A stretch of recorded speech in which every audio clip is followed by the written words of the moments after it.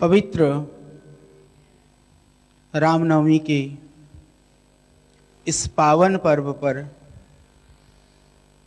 जहाँ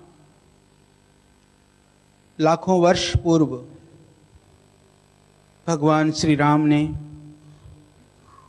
इस धरा पर आकर के इस धरा को धन्य किया, उन्हीं भगवान श्री राम के जन्मोत्सव के रूप में आज के पावन दिन को हम उत्सव के रूप में मनाते आ रहे हैं। इस दिन को और भी हम सब के लिए, यह दिन और भी हमारे लिए स्मरणीय है, क्योंकि आज से 17 वर्ष पूर्व श्रद्धेय स्वामी जी ने, वो पहले से ही ब्रह्मचारी हैं, पहले से ही सन्यासी हैं, वह बाल ब्रह्मचारी, वह जन्मतः स्वभावतः आदत से जो संत स्वरूप हैं, उन्होंने हमारी भारतीय संस्कृति, भारतीय परंपरा और हमारी जो चली आ रही जो नियम हैं, जो नीतियां हैं, उनको अक्षुण्ण बनाए रखने के लिए, मैं तो कहूँगा प्रतीकात्मक रूप में ही, कि उससे पहले ही श्रद्धेय स्वामी जी मेरी तरह से श्वेत वस्त्रों में ही होते थे, तो उस दिन विधिवत जिन भगवे वस्त्रों में आज देख रहे हैं धारण करके सन्यास आश्रम की परंपरा में विधिवत दीक्षित हुए, तो वह पावन दिन हम सब के लिए परम गौरवशाली दिवस है। और हम सौभाग्यशाली हैं कि उस पावन दिवस में आज हम को सबको श्रद्धेय स्वामी जी का स्थूल सान्निध्य भी उपलब्ध है, वह प्राप्त है, और पूरे देशवासियों को आज आस्था के माध्यम से, दूसरे चैनलों के माध्यम से उस उपस्थिति को सूक्ष्म रूप से महसूस करने का एक अच्छा मौका मिल रहा है। हम उसको महसूस करें, श्रद्धेय स्वामी जी जिस संकल्प में, जिस भावना में, जिस संवेदना में जीते हैं, हम उसको महसूस कर लें, तो मैं ऐसा मानता हूं कि हमारा जीवन स्वतः ही, जीवन का स्वतः ही कल्याण हो जाएगा। महापुरुष शब्दों से शिक्षा देते हैं, पर शब्दों से कहीं ज्यादा जीवन से शिक्षा देते हैं। मैं वंदन करता हूं ऐसे महापुरुष को। महापुरुषों के विषय में हमने सुना था, ऋषियों के विषय में हमने पढ़ा था, उपनिषद, दर्शन और दूसरे शास्त्रों को पढ़ते हैं तो महसूस होता है कि हमारे ऋषि कैसे थे, हमारे संत महात्मा कैसे थे, हमारे महापुरुष कैसे थे, हमारे अवतारी पुरुष कैसे थे। वहाँ हम पढ़ करके हम महसूस कर सकते हैं, हम भावनाओं से जुड़ सकते हैं, उनसे संवेदनाओं से जुड़ सकते हैं, तो हम सौभाग्यशाली हैं। भावनाओं और संवेदनाओं के साथ साथ हम साक्षात अपने स्थूल इंद्रियों से, नेत्रों से, शब्दों से और वाणी से, व्यवहार से हम जिनका साक्षात्कार कर पा रहे हैं, यह हमारा सौभाग्य है। और ऐसे महापुरुष का, श्रद्धेय स्वामी जी का मैं नमन करता हूँ, वंदन करता हूँ।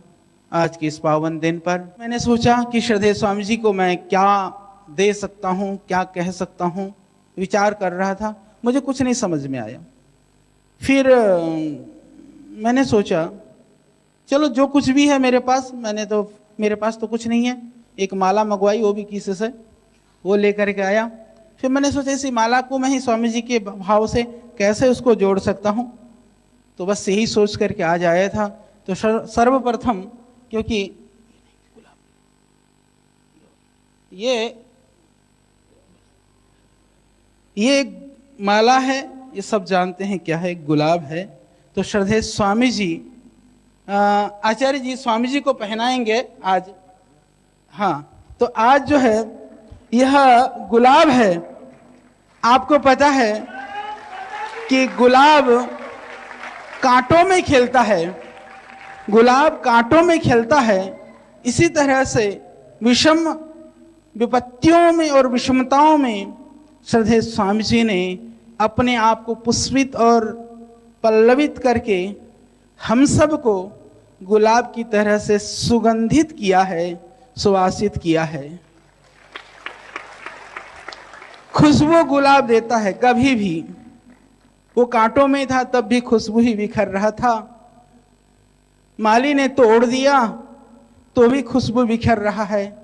कोई हमारा जैसा वैद्य अर्क निकाल दे तो भी खुशबू ही देता है, और वह खुशबू के अतिरिक्त आपको पता है, मेरी माताओं बहनों को पता है, अर्क औषधि के रूप में जीवन भी देता है।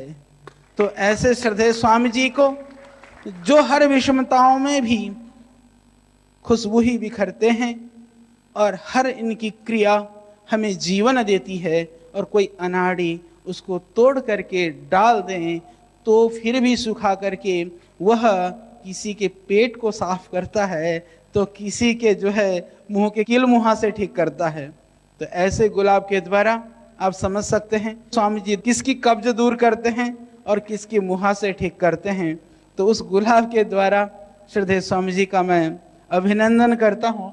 और एक और माला है मेरे पास, इसमें है, गुलाब भी है, गुलाब तो हो चुका, इसमें कमल है, ठीक है।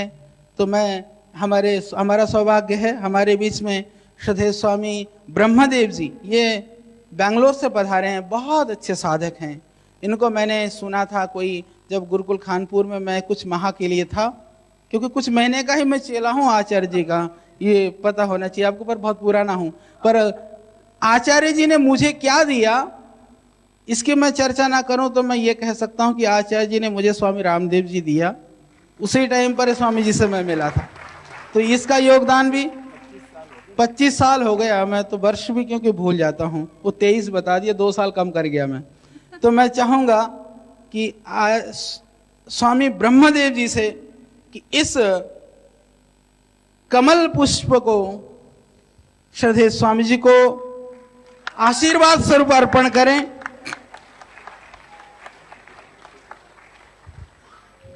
जी, और इसके विषय में मैं कमल के संदर्भ में यही कह सकता हूं कि कमल प्रतीक है मां सरस्वती के आसन के रूप में, कमल शक्ति है मां सरस्वती का। तो ऐसे कमल पुष्प के द्वारा जिनके वाणी के अंदर सरस्वती का वास है, और उस कमल के द्वारा मैं श्रद्धेय स्वामी जी का आप सबकी तरफ से यह सम्मान मैं नहीं कर रहा हूं, मैं आपकी भावनाओं को शब्द देने का प्रयत्न कर रहा हूं। ये आपकी तरफ से सम्मान है, पूरे देशवासियों की ओर से है। सोचा और क्या दूं, तो एक गदा है। ये जो गदा है इसका क्या काम है वो आप सब जानते हैं। तो ये गदा कौन देगा, इसको मैं दे देता हूं, क्योंकि खड़ा तो मुझे ही रहना पड़ेगा।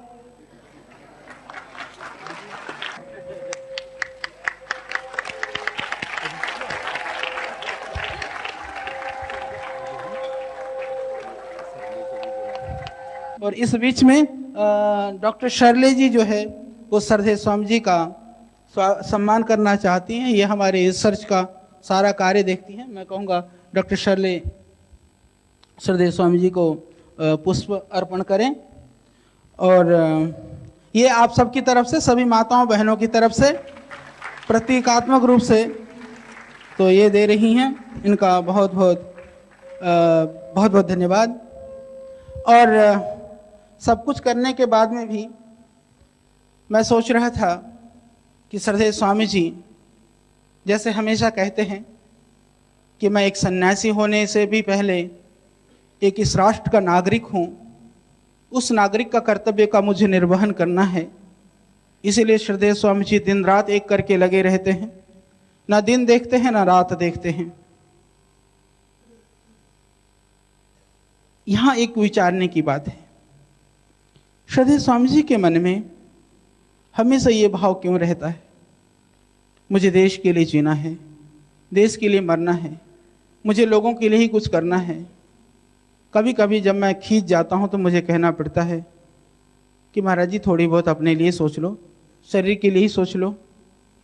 पर नहीं, उस भाव की व्यापकता, विशालता इनके हृदय में इतनी ज़्यादा है, जैसे मैंने कहा ना कि उस संवेदना को मैं महसूस कर सकता हूँ।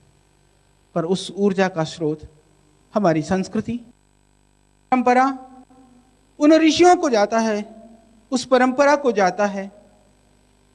अनादिकाल से, सृष्टि के आदि से, ब्रह्मा जयमनी से लेकर के महर्षि दयानंद से लेकर के उस संन्यास परंपरा को, संत परंपरा को जाता है।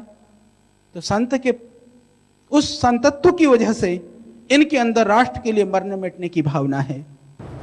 जिनका स्वप्न है स्वस्थ, समृद्ध और वैभवशाली राष्ट्र का निर्माण, जिनका ध्येय है व्यक्ति निर्माण, चरित्र निर्माण और राष्ट्र निर्माण, ऐसे महान योगी, युग दृष्टा, योग ऋषि स्वामी रामदेव जी, जिन्होंने अपने अथक प्रयासों से योग और आयुर्वेद को विश्व पटल पर पुनर्स्थापित किया, हमारी भूली बिसरी संस्कृति को फिर जागृत करने वाले तपस्वी स्वामी रामदेव जी, जो वर्तमान की प्रतिकूल परिस्थितियों में भी अपने सर्वस्व की बाजी लगाकर सूर्य के समान तेज एवं प्रखरता के साथ राष्ट्रहित की राह पर बढ़ते जा रहे हैं।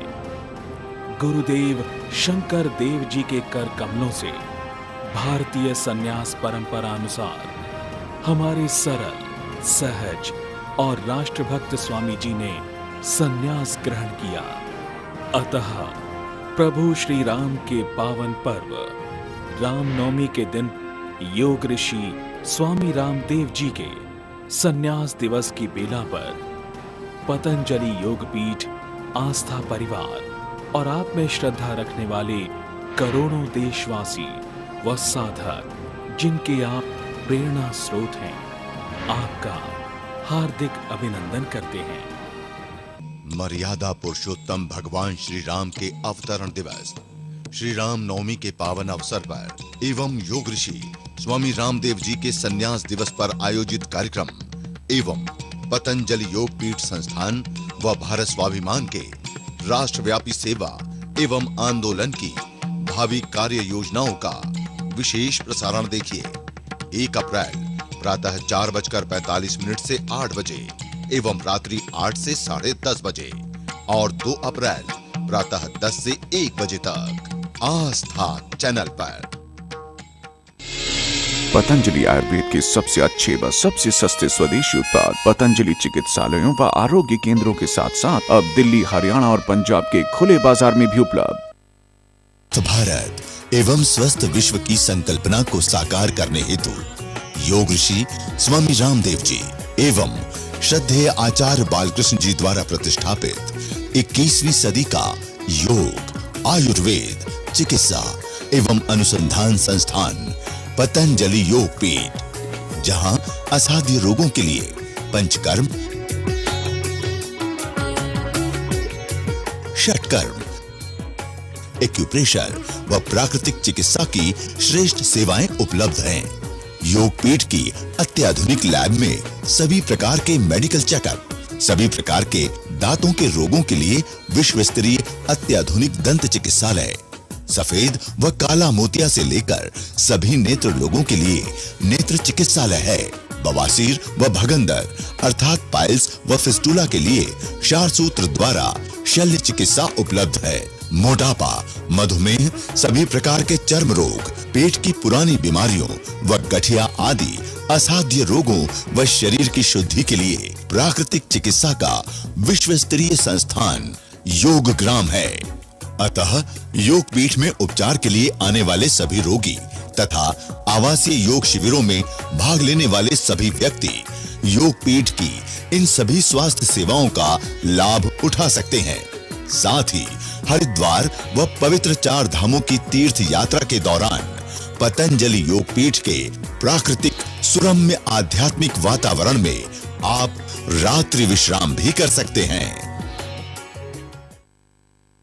योग, अध्यात्म, आयुर्वेद, संस्कृति एवं संस्कारों का अग्रदूत, योग संदेश, सामाजिक व आध्यात्मिक आंदोलन, भारत स्वाभिमान के विचारों का संवाहक, योग संदेश, विचारों की क्रांति की मशाल। योग संदेश मासिक पत्रिका स्वयं पढ़ें तथा दूसरों को पढ़ने के लिए प्रेरित करें। हिंदी सहित 11 भारतीय भाषाओं में प्रकाशित। आज ही अपने नजदीकी पतंजलि चिकित्सालयों, पतंजलि आरोग्य केंद्रों व बुक स्टॉलों से खरीदें योग संदेश। एक सन्यासी ही एक ऐसी बात कह सकता है, तो उसके प्रतीक में मैंने सोचा था कि उसके लिए कि मैं क्या उसको किस रूप में वो करूं। तो सब कुछ होने के बाद में भी बाबा तो बाबा ही है। तो मैं ले आया इस माला को, और इस माला की कहानी भी मैं बताऊंगा। तो ये भी गुरुजी ही पहना दें, ठीक रहेगा। और आप भी स्वामी जी ये दूसरी भी दो ले आया, क्योंकि इस काम को पक्का करना है। पक्का है और पक्का। और इस विषय में भी श्रद्धेय स्वामी जी को रुद्राक्ष की माला देते हुए पुराणों में ऐसा लिखा है, रुद्राक्ष की उत्पत्ति दुष्टों की दुष्टता को देख करके भगवान शंकर के आंसू में जो रौद्र रूप से आंसू निकले थे, उन आंसू से रुद्राक्ष की उत्पत्ति हुई थी, ऐसा कहा जाता है। तो दुष्टों के संहार के लिए, लोगों की पीड़ा को देख करके जिसके आंखों में आंसू हो, तो दुष्टों के संहार करने के लिए वो आंसू भी सहायक बनते हैं। उसका प्रतीक है यह रुद्राक्ष। और जिसके पास सब कुछ हो करके भी छोड़ करके जिसको बेसहंसा है, बेपरवाह है, ऐसे भगवान शंकर का प्रतीक है रुद्राक्ष। तो श्रद्धेय स्वामी जी वास्तव में एक संत हैं, एक त्यागी पुरुष हैं। लोग कहते हैं ना, एक कहावत है, कहते हैं मजबूरी का नाम महात्मा गांधी, यानी अभाव का नाम त्याग नहीं है। फटा हुआ कपड़ा है, कह दे मैं तो त्यागी हूं। अरे भैया, कपड़ा तुम्हारे फटा हुआ है, लेने के लिए अभी पैसा नहीं है, तो तुम त्यागी ही हो। तो अभाव का नाम त्याग नहीं है। त्याग नाम है तुम सामर्थ्यवान हो, पर उसका प्रयोग तुम अपने लिए नहीं करते हो, वह तुम्हारा त्याग है। इसके प्रतीक के रूप में भी मैं यदि कहूं तो वह प्रतीक श्रद्धेय स्वामी जी हैं। हम सौभाग्यशाली हैं। पुनः मैं इस बात को दोहराता हूं कि हम उस समय पर हैं, उस जमाने में हैं जब इतिहास बनेगा। उस इतिहास के किसी कोने में कहीं ना कहीं तो इतिहास याद करे न करे, आगे आने वाली आपकी पीढ़ियां ये तो कहेंगे, मेरे पिता, मेरी माँ, मेरा दादा, मेरी दादी, जो भी, कि उस जमाने में होता था जब श्रद्धेय स्वामी जी इस दुनिया में थे। ये हमारे लिए बहुत ही गौरव की बात होगी। और सन्यास लेते हुए, क्योंकि आज का दिन श्रद्धेय स्वामी जी का सन्यास दिवस है, श्रद्धेय स्वामी जी को हम सब की ओर से बहुत बहुत मैं वंदन और प्रणाम करता हूं। और एक बात और, आज इस रामनवमी के पावन दिवस पर, भगवान राम के जन्म दिवस के इस पावन क्षण पर, अरे भगवान राम ने किस दिन एक दिन विश्राम किया था? सुख कब मिला था भगवान राम को? पहले पढ़ने में तप किया, फिर जो जंगलों में तप करते रहे, बाद में भी तप और संघर्ष ही करते रहे। तो मेरे भाई, समय तो जाएगा, सोते रहोगे तो बीतेगा, मटर गश्ती में रहोगे तो बीतेगा, सिर्फ एक दो बच्चों के लिए सोचोगे तो बीतेगा, व्यापार करोगे तो बीतेगा, नौकरी करोगे तो जाएगा, पर देश के लिए सोचो कि देश के लिए हम क्या करके जाने वाले हैं। देश के लिए करके जाओगे तो समय जा करके भी कभी नहीं जाएगा, क्योंकि वह इतिहास में दर्ज हो जाएगा। वह हमेशा अमर हो जाएगा। कई लोग कहते हैं कि घर गृहस्थी इसलिए चलाते हैं, वंश परंपराओं को जीवित रखते हैं, उससे हमारे को लोग याद करेंगे, पीढ़ियां याद करेंगी, वंश बढ़ेगा। मैं कहता हूं मेरे भाई, यदि राष्ट्र के लिए कुछ करके जाओगे तो तुम्हारे एक दो बेटे बेटियां नहीं, पूरे देश के बेटी बेटियां तुम्हें याद करेंगी कि वो आया था और वो देश के लिए बहुत कुछ करके गया था।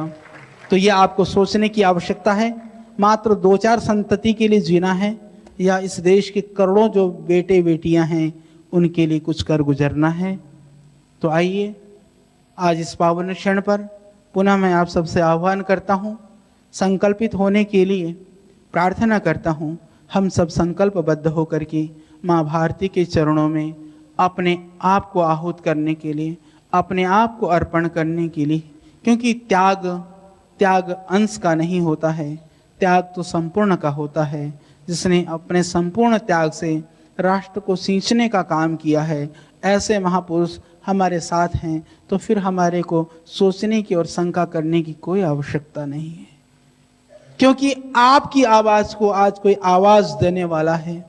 आपकी पीड़ा को कोई अपनी पीड़ा समझ करके उसको आगे बढ़ाने वाला कोई है, तो फिर हमें शंका करने की कोई आवश्यकता नहीं है। आइए माँ भारती के इस करुण क्रंदन को हम सुन करके उस पीड़ा को दूर करने का संकल्प हम इस पावन दिवस पर लें। आप सबको मेरी शुभकामनाएं।